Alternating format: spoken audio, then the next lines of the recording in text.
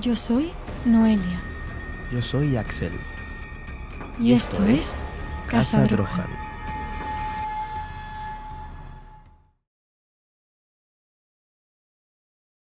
Buenas noches, drojanianos. Hoy tenemos en este programa una entrevista un tanto especial.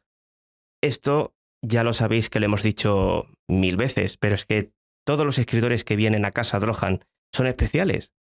Pero hoy es un poquito más. Hoy tenemos con nosotros a José Gil Romero y Goretti Irisarri, dos escritores que hacen un tándem magnífico a la hora de crear unas historias maravillosas. Podéis tener la inquietud de saber más o menos o intuir cuáles son las novelas que han escrito, pero nosotros podemos decir que han escrito la trilogía Todos los muertos, Ferox y, cómo no, La traductora y por último El enjambre. Creo que La traductora ha sido uno de los libros más llamados de esta pareja, pero a lo largo de la entrevista ya veréis cómo la trilogía Todos los muertos también tienen un peso muy importante para esta pareja. Así que sin más preámbulos, buenas tardes, noches. ¿Qué tal? Encantado. Bueno, bienvenidos a Casa Drohan. Y yo matizar que ya hemos cometido nosotros el error y por si acaso a alguien le surge, son una pareja solo de trabajo y no sentimental, ¿vale? Por si a alguien le surge esa duda y ya hablaremos a ver cómo es ese trabajo en pareja, pero nuestra primera pregunta siempre es ¿qué significa para vosotros ser escritores? Madre mía. Qué trascendental. Pues venga, hablo yo porque se me ocurre algo. Para mí es una manera de ser lectora, pero más divertido, más interactivo, porque hago que pasen cosas en el libro que estoy leyendo, que es el que estoy escribiendo. No sé, José.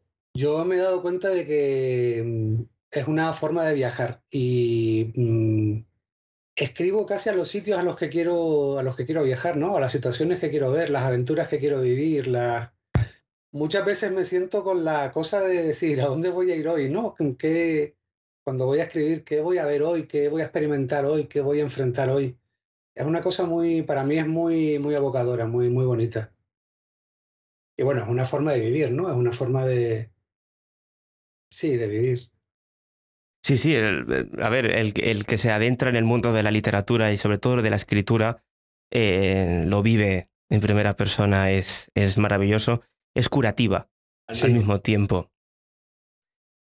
Bueno, yo quisiera empezar por ti, José Gil Romero, para escarbar un poquito en tu persona como escritor y preguntarte ¿cuándo empezó la inquietud de voy a escribir historias? Pues mira, yo de muy pequeñito, muy pequeñito, mi madre conservaba, cuando vivía, en su bolso un dibujo que le he hecho yo con 3 años. Me encantaba dibujar, estaba siempre dibujando. Yo era el típico niño gordito que en vez de salir a jugar se quedaba en casa a dibujar, ¿no? Y estaba siempre dibujando y enseguida me puse a dibujar historietas y a hacer cómics. Y eso fue haciéndose más profesional, digamos, sin ser nunca profesional, hasta los 19 o así, que ya empecé a participar en algunos concursos de dibujo y cómic, que la verdad es que fueron muy bien. Y enseguida yo hacía mis propios guiones, de manera que ya escribía y hacía adaptaciones. Me acuerdo que adapté El Exorcista, y que fue un cómic que me gustó muchísimo hacer. Adapté también Una Pasión de Jesucristo, que también me documentaba muchísimo. Era una especie de juego de jugar a que era un autor profesional, ¿no? Con 19 o 20 ya empecé con el mundo de los cortos y empecé a desarrollar mis propios guiones. Y ahí también conocí a Goretti y empezamos a trabajar juntos en los guiones y en los cortos. Y a partir de ahí, bueno, pues fue como la espiral descendente que nos llevó a escribir novelas, ¿no? Pero sí, empezó muy pequeñito haciendo cómics, haciendo los guiones de los cómics. Bueno, ¿y tú, Goretti, cómo empezaste todo esto? Pues la verdad es que estaba escuchando a José y claro, todo esto empieza de pequeño, es verdad. Y estaba como acordándome, lo primero que escribí estaba en cuarto de GB, que esos son 9 años, ¿no? Serán algo así. 9 años, creo. Vengo de Antigua. Y son 8 o 9 años. Y me acuerdo del argumento, que era un pastor que se le moría y el burro, era muy emocional. Era todo dramático.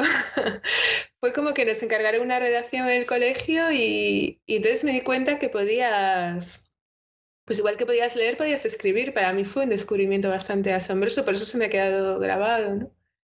Y nada, y luego pues siempre me gustó, con mis amigas hacíamos un poco de todo. Hacíamos un poco de copistas, que es que copiábamos poesías y nos las distribuíamos como cromos. En plan, nos las cambiábamos entre nosotras como, mira esta, tal.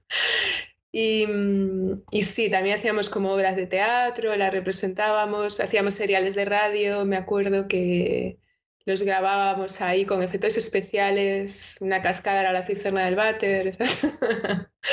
Era bastante divertido hacer eso. O sea que en realidad siempre me había gustado, pero nunca pensé poder dedicarme a la escritura. Me parecía algo completamente imposible, como fuera de mi alcance completamente. Me parecía de un Olimpo que no. Sobre todo cuando empecé a leer así a escritores más serios que me parecían buenísimos, yo decía, bueno, vamos, yo estoy aquí, ellos aquí, ¿no? Como, y ellas, vamos. Y no sé, ese es un síndrome del impostor que yo creo que nunca se va, de todas maneras. Y ahora que estáis dentro de este mundo, ¿cómo os veis? Igual, porque seguimos tan inseguros, tan aprendiendo siempre. Realmente tampoco llevamos tanto tiempo, llevamos como 6 años o así, haciendo novelas.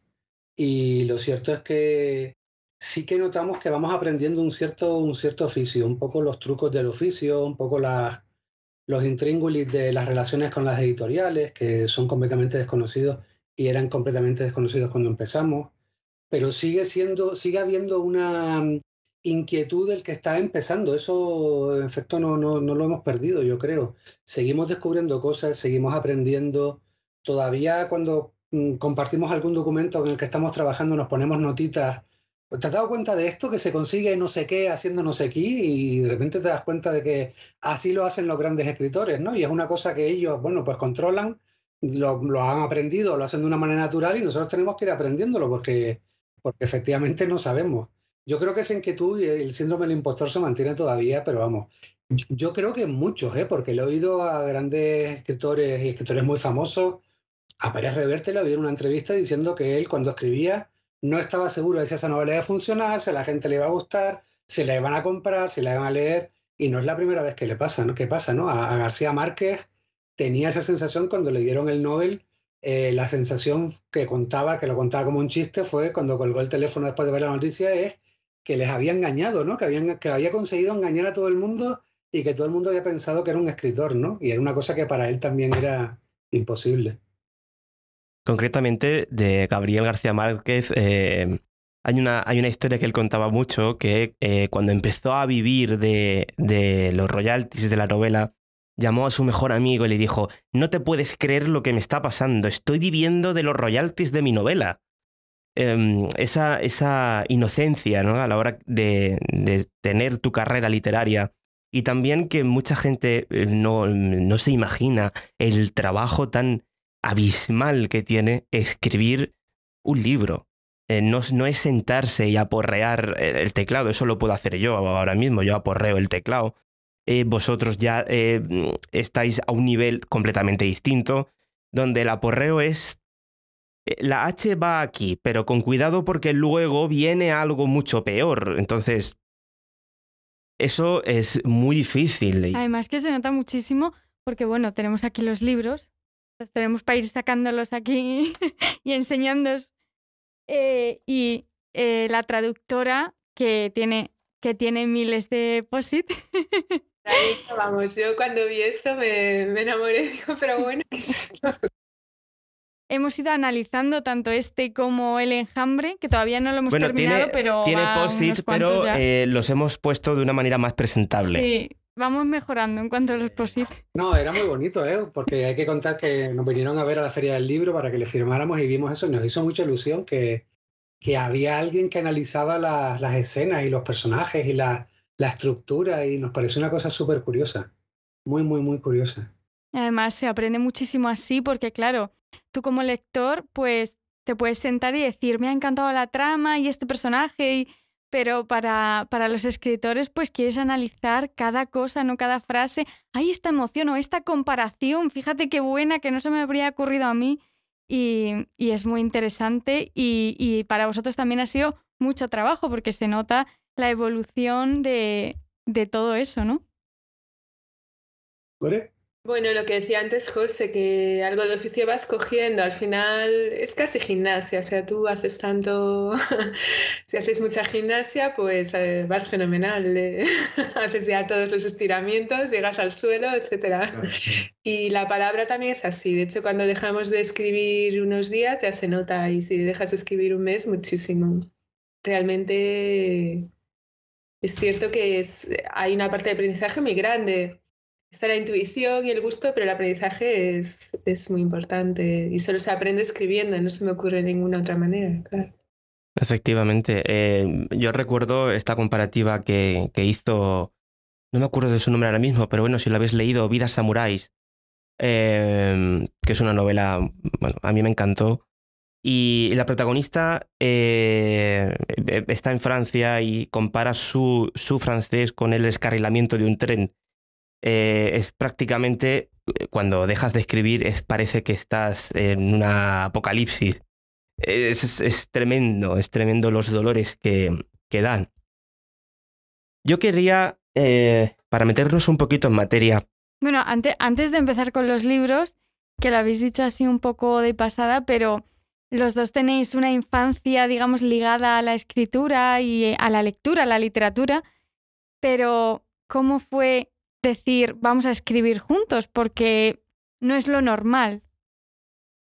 Bueno, como empezamos a trabajar juntos en los guiones y los cortometrajes, y estuvimos bastantes años, pues no sé si 20 o 20 y pico años haciendo cortos y luego guiones y haciendo proyectos.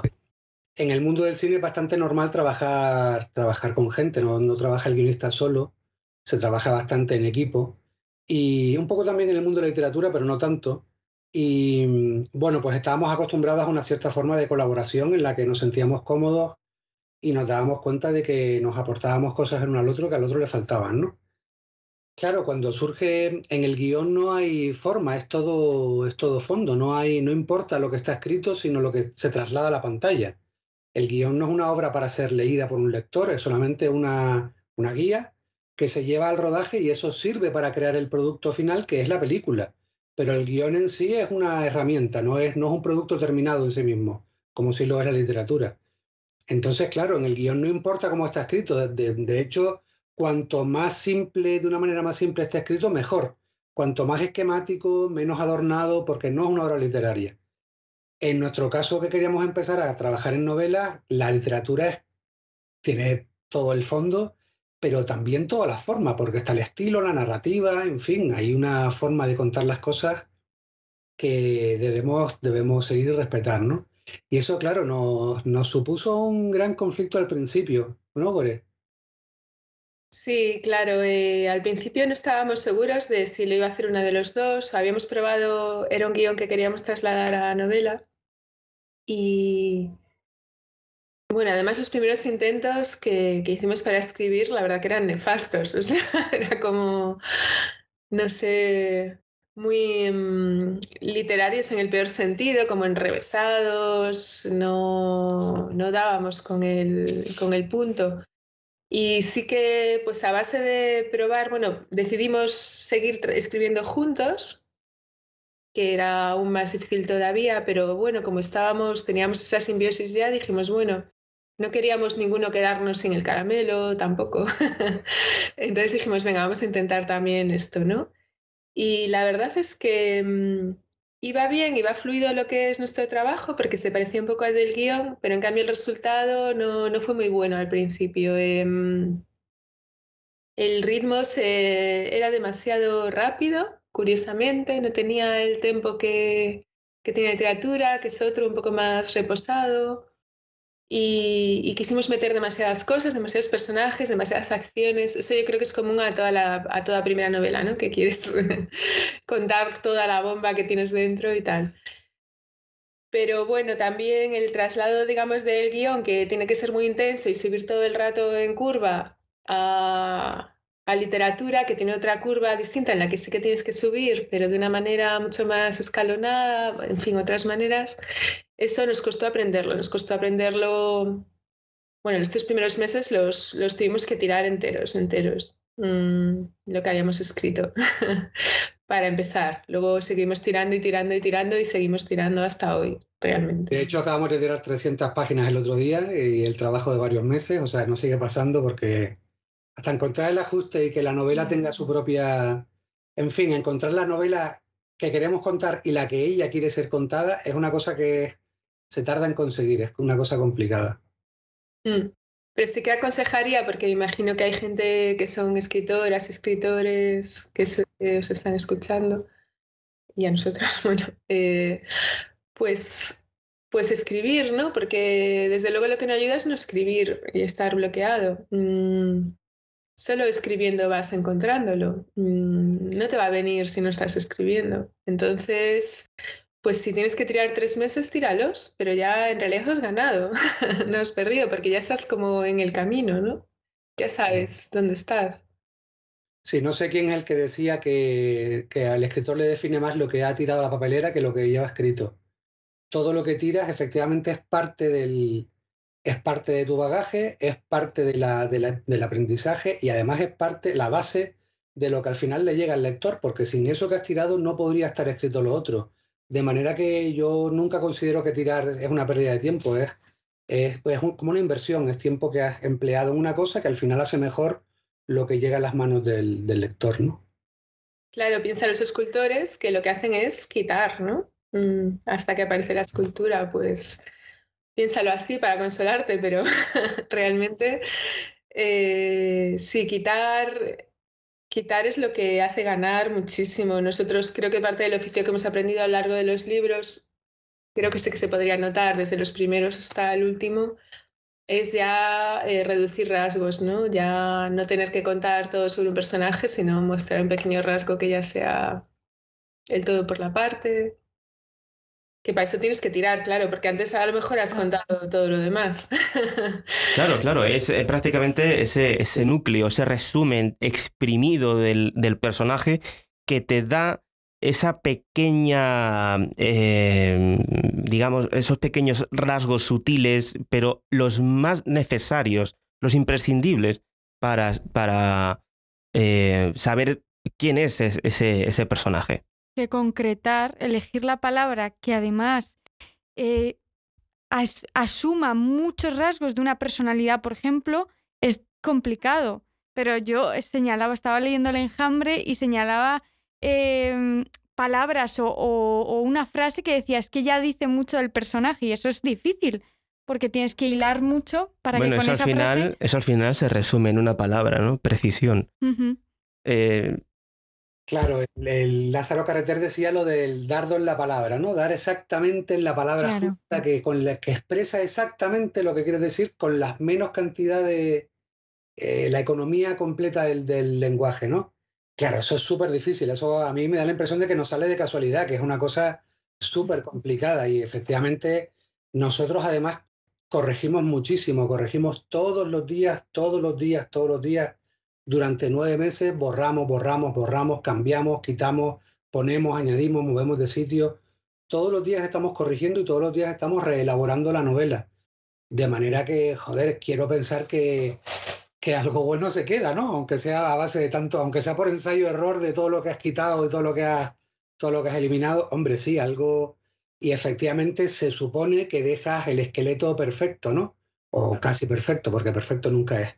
Pero lo más perfecto que uno es capaz de hacer ese esqueleto, digamos. Y ahí queda, bueno, pues la obra que se acerca a lo que tú tenías en tu cabeza, que no es ni mucho menos parecida, pero es claro, aquí tenemos también en cuenta las limitaciones de cada uno, es a lo que llegamos, ¿no? Esto es con todo el trabajo que le hemos metido y toda nuestra inteligencia y todo nuestro saber y todo nuestro trabajo, pues esto es lo mejor que hemos sabido hacer. Bueno, con sus partes buenas y sus partes mejorables, ¿no? Claro, Camilo José Cela decía, cuando le comentaron una vez, que él escribía como Mea. Bueno, él contestó muy fácil, no escribo como Meo, solo que me siento a escribir, a trabajar 8 o 10 horas. Así que por muy burro que uno sea, algo sale. Sí, entiendo que sí, aunque sea por el puro trabajo. Y luego lo que decía Gore, el ir aprendiendo a base de ir escribiendo, vas descubriendo resortes y artificios y trucos y bueno, pues las cosas del oficio, ¿no? Que es una cosa bonita porque sientes que es como el actor que cuenta que siempre tiene miedo, que antes de salir a escena siempre tiene miedo Sí. y los profesores de teatro te dicen, ese miedo no hay que perderlo nunca, porque ese es el miedo que te hace estar alerta, despierto, en contacto con el público, pendiente. Y supongo que a nosotros nos pasa un poco igual con la literatura, ¿no? Siempre seguimos con ese miedo que es el que nos hace un poco querer ser mejores, porque si no sería bastante aburrido. Y sobre todo a la hora de escribir, ¿verdad? Es como una piscina de agua congelada que cuesta, pero cuando te tiras no hay quien pare. Claro, sí, sí, total. Es importante retarse, ¿no? No ir a la fórmula que ya te funcionó. Claro. Si intentamos no repetirnos, no ir haciendo, hombre, nos va a salir algo parecido porque al final sí que se crea una especie de estilo, aunque seamos dos, quieras que no. Pero intentamos no repetirnos, no ir a al mismo recurso.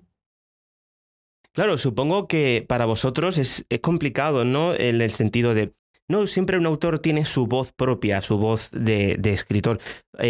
Cada uno tendréis una voz, supongo que distinta, pero que la habéis ido puliendo hasta hacer una. No solamente cada uno de nosotros, sino cada novela creo que tiene su voz. Y muchas veces uno tarda en encontrar esa voz, la voz de lo que decíamos antes de la novela que quiere ser contada de una cierta manera. Y sí, cuando mucha gente nos dice, es que han evolucionado mucho en el estilo, o se nota que la novela es mejor o tal, y claro, nosotros no somos conscientes de eso, porque nosotros estamos inmersos en esa piscina helada que tú decías, y estás ahí nadando con la cabecita aquí y no sabes muy bien lo que estás haciendo. Pero efectivamente va surgiendo un estilo o unos estilemas, unos rasgos, que entiendo que son comunes, pero que además se adaptan a lo que te pide cada novela, yo creo. No es lo mismo el lenguaje que usamos en Can Estrellas Fugaces o en Ferox que el que usábamos en la traductora. Y creo, según nos dice la gente, ni siquiera de la traductora al enjambre, creo que hay cosas que son también, que han evolucionado, que no son iguales. De manera que cada novela se impone un poco en su propio estilo, ¿no? Creo. Claro, cada libro requiere un lenguaje, una narración, un narrador, un tipo de estilo, y eso es, bueno, eso es maravilloso, ¿no? Ver cómo cada libro es un mundo completo, un universo completamente nuevo. Además que os compenetráis súper bien. Yo he leído por ahí alguna entrevista que os han hecho y contabais, si no me equivoco, que lo hacéis por escenas y entonces cada uno escribe una escena, luego lo ponéis en común, corregís la escena del otro. Entonces al final es como que no es tan una división tan clara como la gente se piensa, ¿no? O que no es tan raro escribir juntos o muy separados, sino que es un proceso mucho más natural, ¿no? Sí, tratamos además de divertirnos nosotros, o sea, de disfrutar, ¿no? Entonces, pues en ese sentido no puede ser muy rígido. Tenemos que encontrar sorpresas cada día porque cada día tienes que sentarte a escribir. Entonces, cada día tienes que tener tus estímulos y decir, ah, qué guay esto, esta escena, mira por dónde va. O sea, en ese sentido, yo no sé si otros escritores son más rígidos, pero nosotros somos muy, muy orgánicos porque queremos disfrutar. Sabemos un poco lo que va a pasar muy por encima, pero intentamos no cerrarnos mucho el camino y que los personajes vayan un poco por donde quieran, pues para sorprendernos y ser nosotros los lectores o los espectadores de lo que está sucediendo. Porque sin placer yo creo que no se avanza, ¿no? Entonces, como Rigidez no, desde luego, es lo que no... Sí, Qué curioso. efectivamente nos repartimos las escenas, cada uno las escribe en solitario, pero luego se ponen, digamos, en común en un archivo online en el que los dos vamos trabajando, corrigiendo, recorrigiendo, corrigiendo, aceptando, rechazando correcciones, y aquello se va transformando en lo que uno escribió, al final tiene poco que ver con lo que termina, ¿no? Pero en efecto tú te vas encontrando cosas que el otro ha escrito que tú no te esperabas, ¿no? Que hace un personaje o que llega a algún sitio, que hace un descubrimiento que tú ni siquiera sabías que lo iba a descubrir, ¿no? Y entonces nos ponemos notitas, esto qué bien, qué sorprendente, esto no me gusta nada. En fin, claro, le vas haciendo al otro como un sparring que los escritores que escriben en solitario, por desgracia, no tienen. Además, yo creo que fomenta mucho, o pienso, el egocentrismo del escritor, ¿no? Como que lo que escribes es perfecto, porque al final, como tienes que complementarte con otra persona, no puedes pensar que lo tuyo es magnífico porque a lo mejor al otro no le gusta. Entonces, yo creo que ahí se trabaja mucho, supongo, no sé, la humildad de vamos a compenetrarnos y si no te gusta, pues se cambia o se mira a ver cómo se hace, ¿no? Y cuando escribes tú solo, pues como eres tú y tú y tú, pues no hay otra. Sí, es muy diferente de la idea del ego, ¿no? Que tienes Claro. ahí todo el rato contigo mismo. Es bastante distinto, sí. De todas maneras, sí que es verdad que en el mundo de literatura ha habido más gente que ha trabajado en pareja y hasta en equipo. Lo que pasa es que quizá esta idea romántica de tipo Lord Byron se ha comido mucho, ¿no? A ver, yo entiendo que esta idea es como bonita, igual que la idea de que te viene la inspiración y como Dostoyevsky, ¿no? Que escribió el jugador ahí dictándoselo a una chica en un día. Pues muy bien, puede ocurrir, pero lo normal es trabajo y entonces en ese sentido el equipo entra bien. O sea, no... Una vez que ya estás bien compenetrado, porque ya sabes cómo trabajar en conjunto y has limado muchas asperezas, como cualquier trabajo, el trabajar entre dos empieza a sumar, ¿no? Vamos, que la literatura tiene mucho de trabajo normal, ¿no? O sea, y corriente. Claro, exacto. Es curioso porque yo ahora estoy trabajando con escritores que están empezando y hago tutorías, ¿no?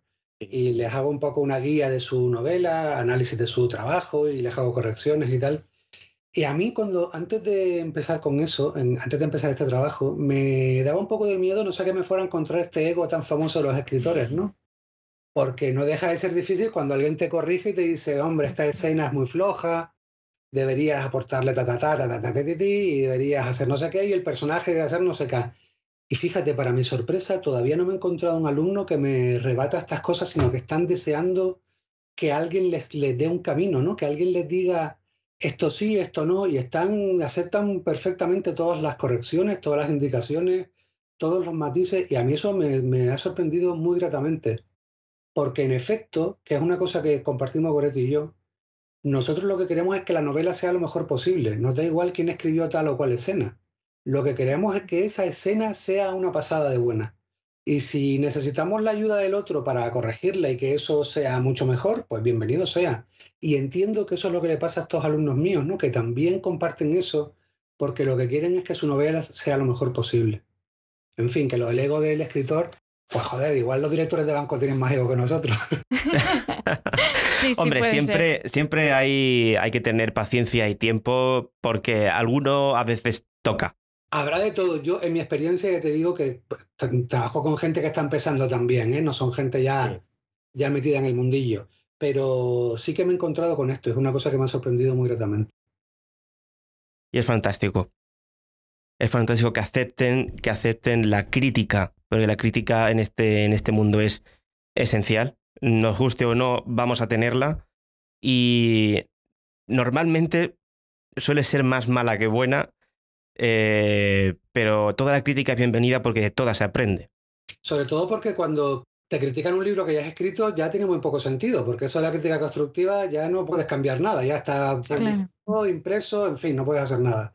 Pero cuando estás escribiéndolo, todavía puedes modelarlo, ¿no? Y puedes cambiar, quitar, poner, hacer más grande, más pequeño. Y entonces, en ese sentido, casi ni es una crítica, ¿no? Es como una especie de... Pues no sé cómo decirte, es como alguien que te coge la mano con la que estás pintando y te dice, haz el trazo así, más... Y tú descubres que haciéndolo así, el trazo sale de cierta manera. Ah, mira, esto funciona. Y bueno, pues ya has aprendido una cosa. Y aparte otra cosa que me parece súper curiosa es que yo también aprendo un montón con ellos. yo aprendo muchísimo y claro, para mí es una cosa mágica. Se supone estar dándole clase a gente sobre escribir una novela y que termina aprendiendo yo, me parece una cosa que es maravillosa. Y además me parece que es lo más bonito del oficio, claro. Perdón, que me lío a contar batallas. No, no. Nada, por favor. Que ya que estamos hablando de publicación, vosotros autopublicasteis esta trilogía, ¿verdad? Y sí, sí. La primera no. La primera no. La primera publicamos con Suma de Letras de Penguin. Ujú. Lo que ocurre es que la historia es como compleja. Nos contrataron la trilogía Sí. en Suma y bueno, hubo unos problemas, a ver cuánto puedo contar de todo esto, son como cosas editoriales. Hubo, digamos, un problema de movimiento de gente allí dentro. Ujú. La persona que nos había contratado fue movida. Y entonces no sabíamos si íbamos a permanecer, pero sí permanecimos con la primera novela, con Estrellas Fugaces, y nos la publicaron, etc. Y lo que pasó es que ya no estaban tan dispuestos, la persona que había apostado tan fuertemente, porque era una apuesta muy fuerte, la verdad, contratarte 3 libros fue bastante intenso, porque del primer libro que escribes que te contrate una trilogía era como estábamos un poco alucinados. Pero así fue. Y luego había hecho esta apuesta tan grande y justo a esa persona la movieron, pues de pronto, claro, la segunda y la tercera, aunque estaban contratadas, ellos no estaban tan a favor. Entonces negociamos porque veíamos que ir otra de otro estilo, de otra cosa completamente diferente. Y no, a nosotros lo que nos apetecía, teníamos todavía 1000 cosas que contar de Todos los Muertos y queríamos seguir con aquella trilogía. Y entonces, bueno, pues decidimos aparcar un poco el trabajo con esta primera editorial y ya volveríamos a trabajar juntos porque nosotros queríamos seguir la trilogía, ¿no? Y entonces, pues recurrimos a autopublicarla porque es muy complicado que otra editorial te publique una segunda parte de algo que no han publicado ellos la primera, que ha publicado otra editorial, y entonces eso no iba a funcionar. Y bueno, pues como además teníamos mucho trabajo ya adelantado, teníamos casi media novela ya escrita, pues decidimos autopublicarla. Y hicimos la segunda parte, que se llamaba El mecanismo de los secretos, e hicimos el siguiente libro, que era un libro de relatos cortos, que cerraba algunas de las tramas que se habían quedado abiertas, que se llamaba Los capítulos perdidos, y la tercera parte que se llamaba La ciudad encerrada. Y esa es un poco la trilogía de Todos los Muertos, que efectivamente rehicimos la primera parte, que es esa que tienes tú ahí. Hicimos una edición revisada, digamos, la retocamos, la mejoramos, le añadimos algunos extras que en la parte digital, que es una cosa que nos hacía gracia, ¿no? Un poco del cómo se hizo. Y entonces sacamos esa primera parte autopublicada. Sí, negociamos para que nos devolvieran la trilogía en realidad y poder sacarla nosotros. También porque veíamos que no iba a salir a la larga. A ver, nos decían que tal vez sí, tal, pero veíamos que a la larga no iba a salir, que nos íbamos a meter en otras novelas. Y también nos parecía un mal modo de comenzar en literatura, pues dejar a la gente colgada con Estrellas Fugaces, con ese final, ¿no? Que claramente estaba abierto. O sea, nos sentíamos en el deber verdaderamente de completarla, aparte de las ganas, había doble fuego, ¿no? Ganas porque lo queríamos contar y deber, pues porque, oye, la gente había leído la primera y tampoco les vas a dejar ahí colgados. Pero eso fueron unos años de esfuerzo porque sabíamos que autopublicar no iba a ser rentable y era como un deber y ya te digo, también un placer, las doble. Pero era algo como que tuvimos que dedicar un tiempo largo también y pues ya no era como publicar en una editorial, ¿no? Pero bueno, fue algo que hemos conseguido. Yo estoy orgullosa, me imagino que José también, de haber terminado algo, ¿no? No dejarlo. Hubo como un momento de caos y guay, la terminamos. Sobre todo porque la respuesta de la gente luego fue una maravilla, ¿no? La gente nos siguen escribiendo sobre Can Estrellas Fugaces después de 6 años y la gente te escribe, claro, la inmediatez de las redes es muy bonita, ¿no? Porque la gente te contacta, que es una cosa que hace 100 años era imposible. Y la gente nos escribe para decirnos, me he leído la segunda, tengo que conseguir ya la tercera, porque no puedo vivir sin saber cómo sigue esto, ¿no? ¿Y cómo se llama la tercera parte? Porque no estoy seguro de si es esta. Se lo cuentas. Y en fin, que tú notas que, joder, que es una saga que funciona muy bien. La verdad es que no da pena que que no fuera publicada en editorial y que no esté publicada entera en editorial. Y nuestro sueño es quizás algún día publicarla en alguna editorial en un solo tomo, la saga completa, supongo que en papel de Biblia, porque serán 1000 y pico páginas, pero la saga completa en un solo tomo, sí, sí. Bueno, yo digo que la segunda acababa, vamos. Por el amor de Dios, no cuentes nada. Nada, sin spoilers, pero claro, realmente lo que digo es que cuando leías la segunda tenías que leer la tercera, claramente. Sí. Yo de este comienzo, que yo animo a todos nuestros oyentes que empiecen a leerla. Bueno, he tenido una grata sorpresa cuando leyendo me he encontrado con Allan Kardec. Digo, bueno, ¿qué hace este señor por aquí? Claro, yo ahora estoy en medio de una investigación de este hombre, de Allan Kardec, para escribir un artículo para nuestra revista sobre los medium, ¿no? Y claro, ¿quién no? Allan Kardec, ese especialista en espiritismo francés que viene a hacer, bueno, pues X cosas, y Elisa, ¿no? Esta me recuerda mucho a las prácticamente media investigación que tengo hecha del espiritismo aquí en España.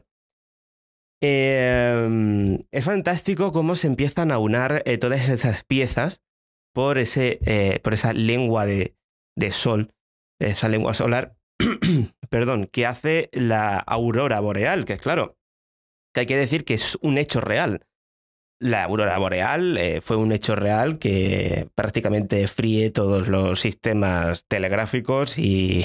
En aquella época no acabó con el mundo porque no había casi nada electrónico, vamos, no había nada electrónico, afectó a algunos componentes de los telégrafos, como bien dices, pero si hubiera pasado hoy habría acabado con la humanidad porque hubiera frito todos los equipos del mundo. Y efectivamente es el evento Carrington de 1859 que pasó de verdad y que mucha gente se reía porque decía, eso es imposible, ¿eso cómo va? Y es claro, era una cosa que no sabían que era real, ¿no? Eso fue lo que dio origen a la novela, cuando descubrimos esa tormenta solar que había sido monstruosa, que afectó durante unos días al mundo entero y que efectivamente da pie a la novela. Se supone que los eventos paranormales, estos semiparanormales, empiezan con esta tormenta, ¿no? Y ese es el origen de la saga, sí. Y ya luego viene el colofón de decir, bueno, un ángel caído. Primero la tormenta, luego las tormentas, luego los relámpagos, luego los rayos y en un rayo un ángel caído. Toma ya. El colofón perfecto para no parar de dejar de pasar página. Que a mí me ha sorprendido que en vuestra página web tenéis también acceso a relatos en Amazon y que también hay de terror. O sea, digo, me ha sorprendido bastante. Tenemos un libro en proyecto que estará compuesto de estos relatos. Estas se llaman Historias Olvidadas y son una revisión, hay una especie de revisión de mitos, digamos, ¿no? Y hay revisión de cuentos, revisión de mitos, revisión de leyendas, revisión de personajes fantásticos. De manera que cuando tengamos varios de estos relatos, porque tenemos 4 o 5, sacaremos un libro aunándolos todos ellos. De momento están solamente en digital. Y sí, la idea es esa. Y hay un par de terror, sí.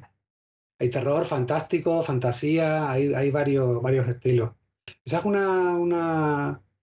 son unos relatos que nos gustan mucho, que disfrutamos mucho escribiéndolos.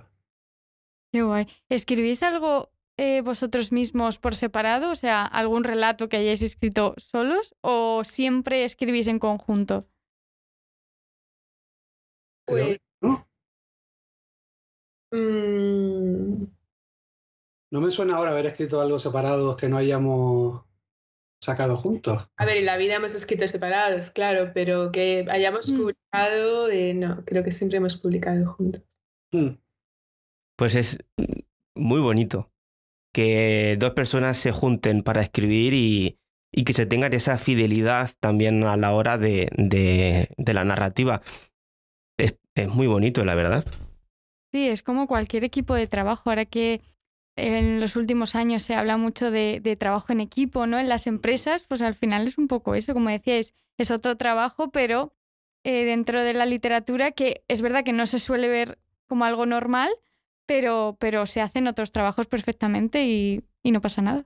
Sí, nosotros estamos muy a favor de desmitificar el rollo del escritor en su perfil. Eso es un coñazo y es una idea un poco te tienes que sentar todos los días como un cabrón a escribir y a estar allí enfrentado a tus miedos y a tus fracasos y a tus miserias y a un trabajo que a veces es pesadísimo y a las correcciones y a esto no funciona, a esto no lo sé solucionar, que es lo peor, ¿no? Cuando sabes que hay algo que no funciona pero no sabes solucionarlo porque no te da, lo que sabes no te da para arreglarlo y todo eso pues hace una especie, hay una miserabilización del trabajo de escritor con el que nosotros nos sentimos muy identificados porque es verdaderamente un trabajo de enfrentarse, a ver, no es ir a pescar y no es meterse en la mina, no quiero decir eso, pero sí que es un trabajo que no es ese trabajo ensoñado y este rollo Lord Byron que decía Goretti antes del creador y de las musas, todo eso es una basura que no tiene nada que ver con lo que es escribir, que es ponerte todos los días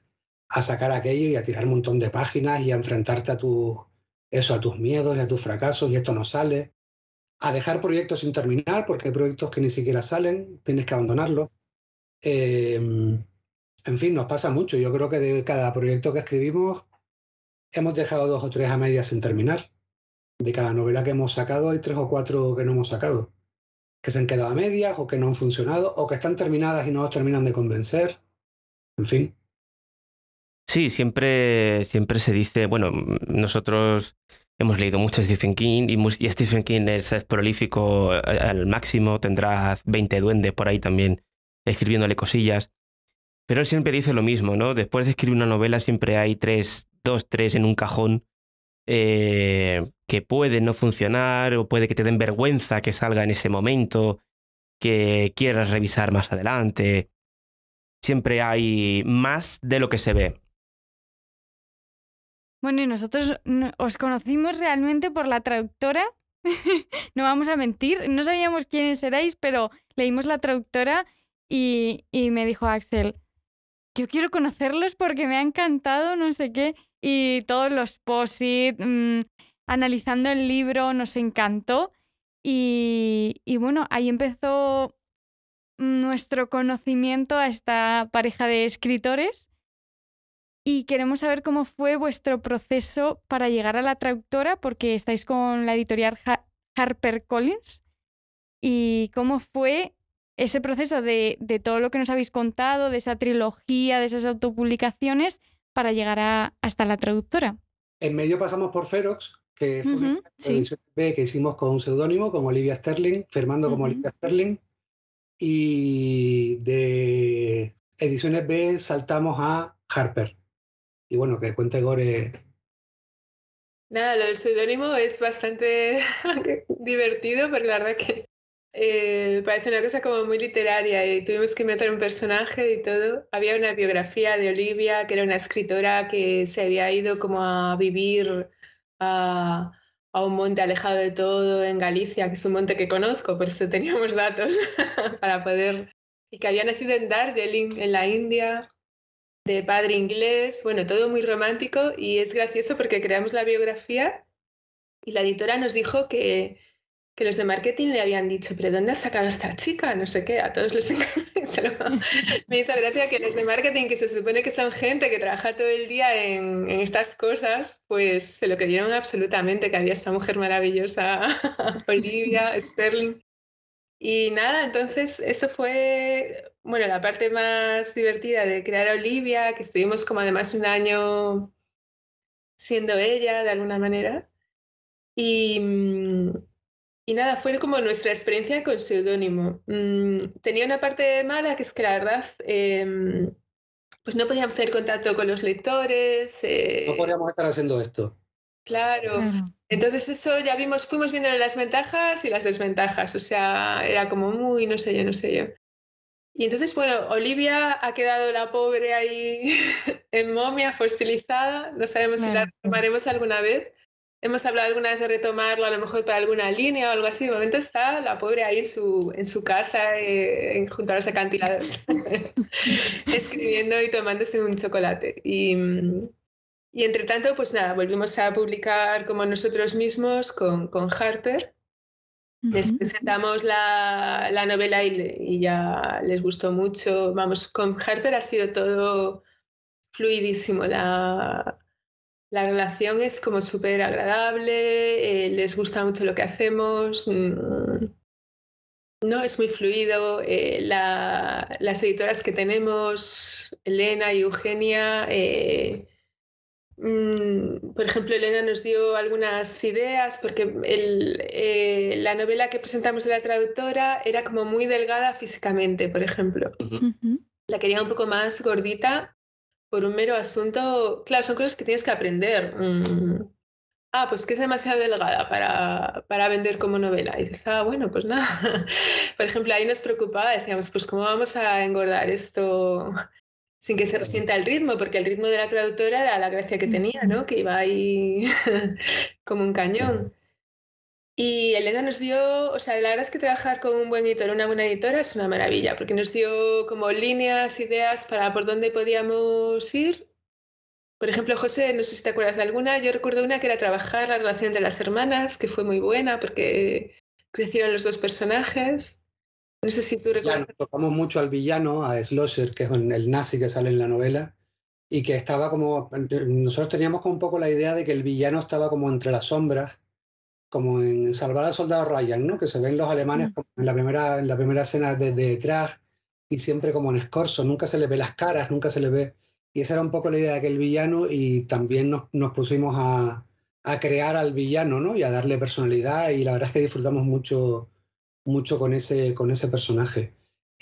Yo recuerdo que después del tocho de Caen Estrellas Fugaces, que eran entre las 3 novelas y el de los ratos como 1000 y pico páginas, y el de Feroz, que eran también 400 y pico, estábamos un poco con ganas de hacer una cosa un poco más concisa, un poco más, una historia más esquemática, que fuera un poco que nos hiciera sentir más seguros, sin tocar tantos palos. Y en ese sentido la traductora era más perfecta en su simplicidad, ¿no? Era como una historia concisa, pequeñita, una novelita pequeña, de pequeños personajes con una anécdota, y hicimos de ahí pues una historia que entendíamos que funcionaba como un tiro, que iba muy rápida y muy engranada, o sea, muy engrasada, muy engramada, que en la que todo funcionaba perfecto porque eran unos detallitos que eran no demasiados, pero todos encajaban, ¿no? Y claro, cuando nos dijeron que querían más páginas, eso nos dio mucho miedo. Querían que tuviera, no sé si nos dijeron 100 páginas más, y al final le añadimos como unas 70 o 80. Y creo que ganó, efectivamente, ya tenía razón Elena, porque creo que los añadidos la hicieron, los personajes eran más matizados, tenían más trasfondo. En fin, creo que estuvo bien. Sí, las editoriales, esto no sé si no recuerdo si lo hablamos con Sandra Bruna. La cuestión es que las editoriales, para que nuestros oyentes también sepan de lo que se está hablando, es que piden un mínimo, normalmente suelen ser un mínimo de páginas, pero claro, tampoco podemos excedernos. También está la otra parte. Sí, ni engordar artificialmente una cosa que no puede ser, ¿no? Nosotros lo que sí vimos es que lo que nos pedía era una cosa que era factible, si no hubiera sido imposible y además hubiera ido en nuestra propia contra y que en contra de la novela, si lo hubiéramos estropeado, digamos, ¿no? Pero lo que vimos es que tenía razón y que aquello funcionaba. Cuando encuentras a un editor que está viendo la misma novela que estás escribiendo tú, sí, eso es mágico, eso es una maravilla, porque claro, no siempre se da eso. A veces él tiene una idea en la cabeza o ella y tú otra. Y te hace unas sugerencias que no tienen mucho que ver con lo que tú tenías pensado, ¿no? Tenías en mente.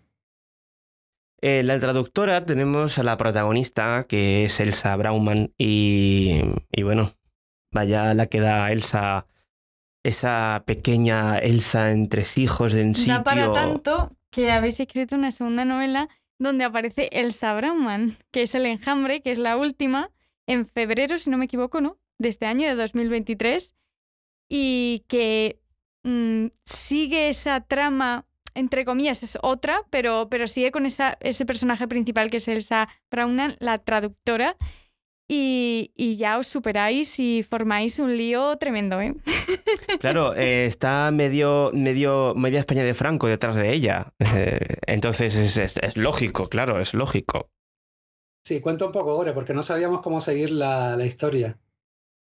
Sí, bueno, al principio no íbamos. De hecho, esto ha sido una cosa nuestra, hacer otra novela con Elsa, porque al principio estábamos ahí, ¿qué novela hacemos ahora? Se nos ocurrió una novela pues con un censor de protagonista, se nos ocurrían otras novelas diferentes, pero parecía que el personaje y la época volvían a acercarse, ¿no?, a donde estaba la traductora.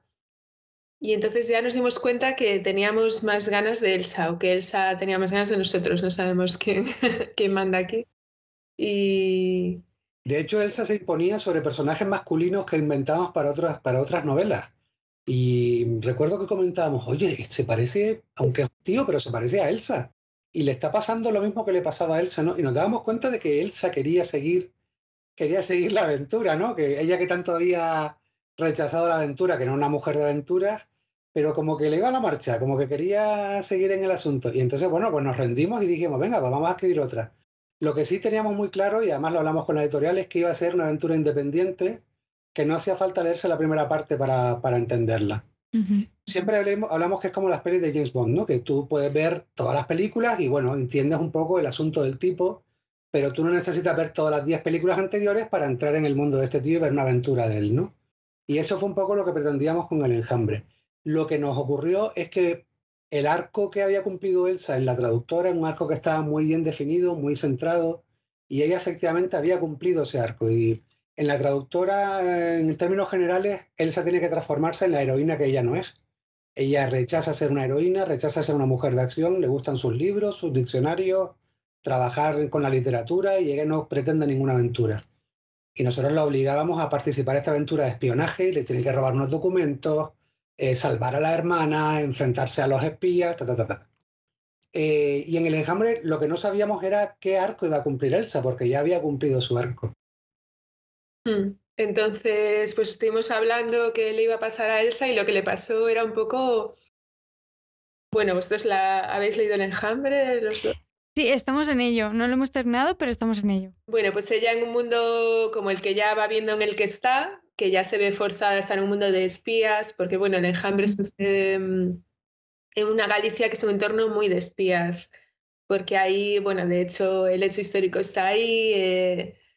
Bueno, se movían los nazis haciendo todo su comercio del famoso wolframio y de muchas otras cosas, porque como hacía 4 años que no hubo nunca frente, pues el territorio estaba perfectamente para poder utilizarlo para negocios, por ejemplo, para enviar conservas al ejército de Hitler, o los submarinos que se abastecían en el puerto de Vigo.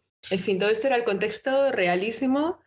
En Vigo, curiosamente, además veíamos como cosas muy sorprendentes. El cónsul americano que había en Vigo era un cónsul, el real, que había estado... Cuando habíamos inventado uno nosotros, descubrimos que el real era un cónsul muy importante, que había estado en Polonia cuando la invadió Hitler, que luego fue a Japón, a sitios muy, muy importantes, y decíamos, pero ¿y este hombre entonces qué hacía en Vigo? Y es que es verdad que... El cónsul inglés luego ya sí que se dijo, ya hubo pruebas de que era un espía, mandaba fotografías de los barcos alemanes que entraban en la ría. Es decir, ahí había un mogollón. Y ahí hemos metido a Elsa. Y claro, Elsa, en este nido de víboras, pues ella tiene que aprender a sobrevivir, y entonces el arco que pensamos que podía hacer es, uy, y si Elsa se vuelve un poco Breaking Bad, ¿no? Se vuelve peor que los demás, o por lo menos a su nivel, se pone ahí a luchar en ese mundo tan duro, ¿no? Una cosa que nos encantaba, en la primera parte asistimos a cómo Elsa se va transformando en una heroína, y en El Enjambre, aunque no ocurre tan así, pero asistimos cómo Elsa se va transformando en el villano, en la antiheroína, ¿no? En alguien que ya cae en todos los vicios de los villanos y ya empieza a hacer cosas muy cuestionables, que ella misma sufre con lo que está haciendo. Y hay una cosa muy bonita, que hay un sensor en el que cae en sus manos un manuscrito escrito por Elsa Brauman, en el que cuenta cómo robó unos documentos a una científica alemana. Y este hombre se fascina por el personaje de Elsa Brauman y empieza a investigarla porque Elsa ha desaparecido. Y él, de alguna manera, que encarna todo lo más abyecto y lo más oscuro del régimen de Franco, y el personaje más siniestro y, bueno, pues como un sensor es, ¿no? Este hombre se da cuenta de que tiene que encontrar a Elsa y rescatarla de alguna manera para que ella no se transforme en el villano que él está viendo en su escrito, que ella se está transformando, ¿no? Y esa bajada a los infiernos de Elsa nos gustaba mucho. Y en fin, hay que leer la novela para saber en qué se transforma Elsa finalmente, porque eso tiene su Efectivamente, sí. A mí el censor me ha encantado, porque es verdad que Elsa ya lo conocía, entonces al principio estás un poco, bueno, a ver qué va a pasar con ella, pero el censor es maravilloso. A mí me encanta. Como personaje me encanta. Bueno, es que es verdad que investigamos bastante históricamente todo el tema de la censura en la época, las quemas que salen, se menciona en la traductora y salen también en el Enjambre, en fin, todo ese entorno en el que los libros pues o se quemaban o se mutilaban y cómo crearon ese funcionariado justamente en la época del Enjambre. La acaban de crear y al crearlo, pues aunque tenían curas y tal para toda la parte de la iglesia, también tenía muchos laicos que eran, ¿quiénes eran? Pues escritores a los que contrataron y bueno, es como si ahora te ofrecen un funcionariado que solo tienes que hacer un pequeño examen para entrar y te dan ya un dinero todos los meses. Pues los escritores siempre son tan paupérrimos que muchísimos aceptaron. Por parte del Estado de Franco, pues dirían, ¿quién mejor va a saber que los escritores? Mutilar libros, porque claro, a veces había que rehacerlos un poquito para que al quitar un gran trozo no cantara, ¿no? Muchos eran represaliados por el régimen que tenían que volverse más papistas que el Papa para limpiar un poco sus pecados, ¿no? Y que el régimen les perdonara pues lo que sea que hubieran hecho en la guerra o cuando fuera, ¿no? Y entonces se transformaban en los peores censores de eso. Pero ahí es una cosa curiosa, hay un censor famoso que de hecho tiene un libro que trabajamos un poco en su figura para inspirarnos a ver qué pasaba por la cabeza de un censor.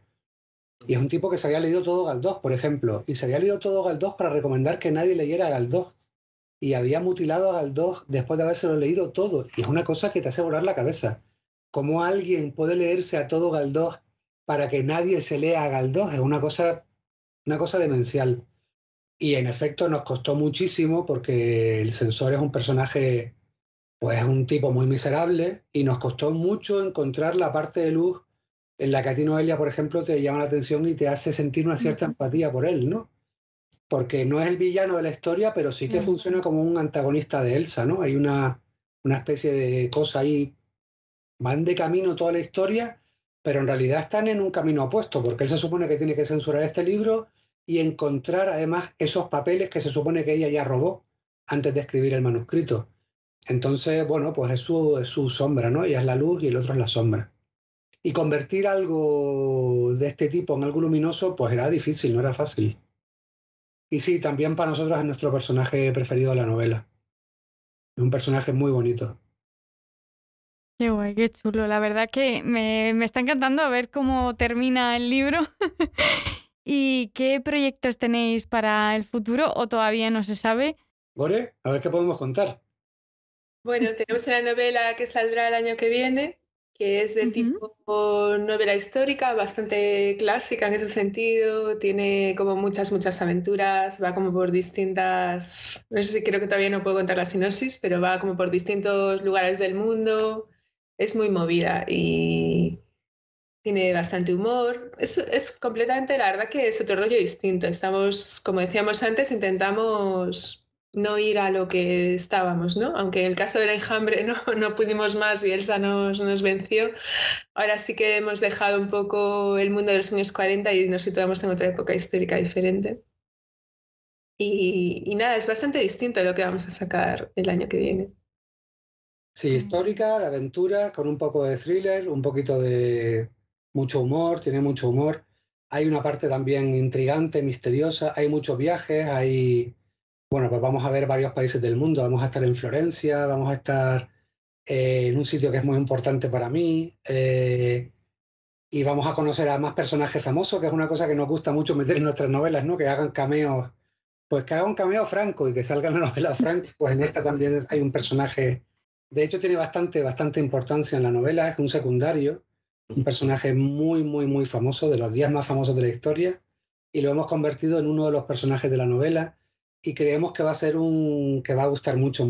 Creo que tiene todos los ingredientes para ser un éxito, que a la gente le guste mucho. Es que estamos muy misteriosos porque todavía no podemos contar. Claro. Es muy pronto, si sale el año que viene todavía quedan unos cuantos meses. Es muy pronto, pero bueno, esperamos hablar de ella aquí dentro de unos meses y poder compartirla con ustedes. Ojalá. Por supuesto. Ojalá no se malogre, porque hasta que no la veamos publicada en la librería no estamos Pero de nada, vamos. Nada, seguro que va a estar en primera plana porque viendo el nivel que traéis, que vais pisando fuerte. Así que os veremos seguro, estaremos aquí y aquí tenéis vuestra casa para lo que queráis. Así que como nosotros nos hemos intercambiado el trabajo, lo vamos separando. Luego me tocará a mí el enjambre y lo más seguro es que... Que se llenará de POSIT. Aún más. Ya nos contarás. Eso queremos foto, porque la verdad que fue tan emocionante ver la traductora que el enjambre también. Sí.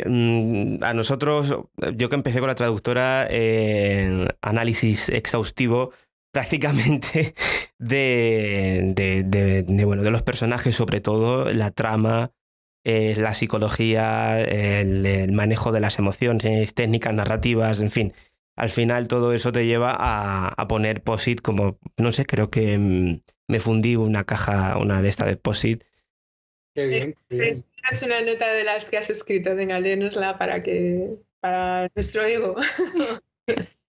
Pues así al azar, porque casi todas las páginas tienen una así, o varias. Pues, por ejemplo, reconozco que no soy muy bueno analizando las emociones, me equivoco más que una escopeta de perdigones, pero esta mismo. Bernal sonrió también sin mirarla y exhaló un largo suspiro.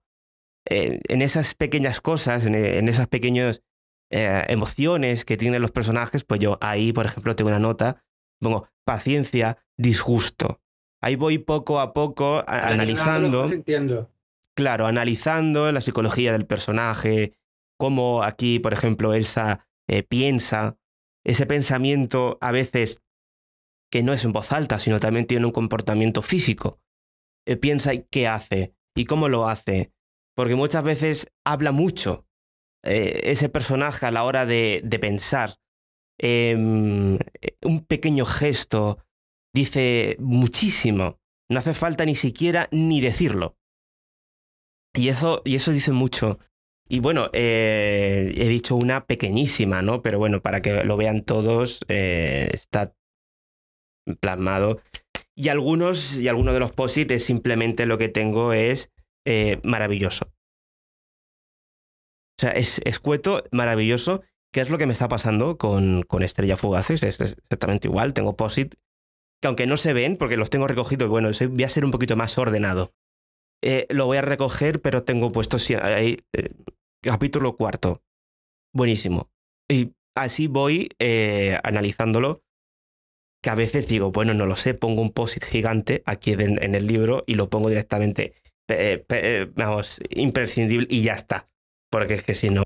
Yo cuando he ido analizando el enjambre, hay cosas con las que me he reído muchísimo. Que decíais vosotros que en el próximo libro va a ser de humor, pero es que en la traductora y el enjambre a mí me parece que hay puntos muy buenos. Yo me lo he pasado muy bien con la ensaladilla de la esvástica de pimientos. Digo, es que eso solo lo puede hacer un español con la ensaladilla rusa típica de tu abuela que pone en las Navidades. Y es buenísimo. Esto es una anécdota real. Un día hice la ensaladilla y venían unos amigos y me puse esa decoración. Fliparon. Es que es buenísimo, es buenísimo. Claro, sí, nos gusta mucho meter humor en las novelas y además sirve muchas veces porque a veces se tienen que enfrentar a cosas muy dramáticas, muy oscuras, a veces incluso gores, y nos gusta meter sus dosis de humor para que el lector también se relaje un poco y se ría, ¿no? Metemos mucho humor en la traductora, en el enjambre, y en esta próxima, que está a punto de decir el nombre, casi se me escapa, también habrá mucho humor. Y Noelia, hay una parte, yo creo que no has llegado todavía, en la segunda parte hay una parte muy fuerte que es puro humor tipo Berlanga, es así bastante. Qué guay, yo me lo paso genial. Voy un poco lenta porque como vamos analizando y subrayando y poniendo, pues vamos un poco lentos siempre leyendo, pero me lo paso muy bien con vuestros libros porque tiene ese punto de humor que siempre gusta, la verdad. Qué bien. Así que pues José Gil Romero, Goretti Risarri, ha sido un placer teneros aquí. No os vamos a robar más tiempo, sobre todo a ti, Goretti, que te tienes que ir. Estamos perfectos de tiempo, vamos. Parece sincronizado. A veces nos creemos estos vampiros energéticos, pero del tiempo, ¿no? Somos vampiros temporales, queremos ahí todo el tiempo para nosotros, pero no puede ser. Tenemos que repetir. Cuando queráis, un placer para nosotros en nuestra humilde casa, donde aprendemos sobre todo, o sea, aprendemos de todos los escritores y de la gente que pasa por aquí. Así que nosotros y nuestros oyentes. Así que muchísimas gracias y os esperamos cuando queráis. Gracias. Hasta la próxima. Muchísimas gracias a nuestros oyentes, que ya somos 5.400 y pico, así que... Caray, sí, sí. Así que muy contentos. Por nuestra parte, un placer. Aquí tenéis vuestra casa y hasta la próxima con vuestra nueva novela. Muchas gracias.